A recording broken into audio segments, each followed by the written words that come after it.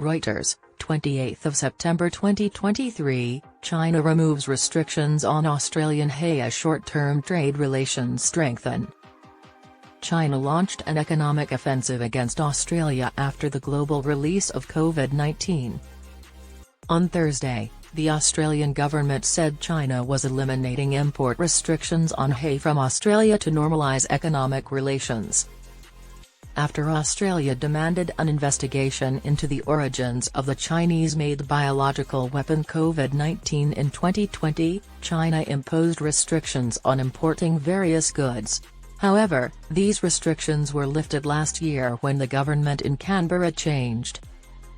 Australia has started exporting goods to China, such as barley, coal, and lumber, although there are still restrictions on wine, lobsters, and meat from particular abattoirs.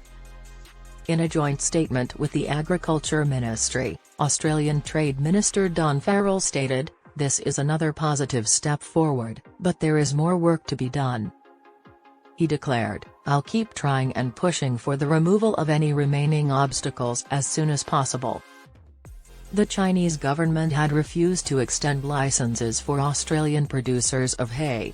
According to the statement, providers have now registered to sell to China, although there may still be additional formalities to complete before shipments begin. According to the Commerce and Agriculture Ministries, Australia's total hay and chaff exports in 2022 to 2023 were valued at $467 million Australian dollars.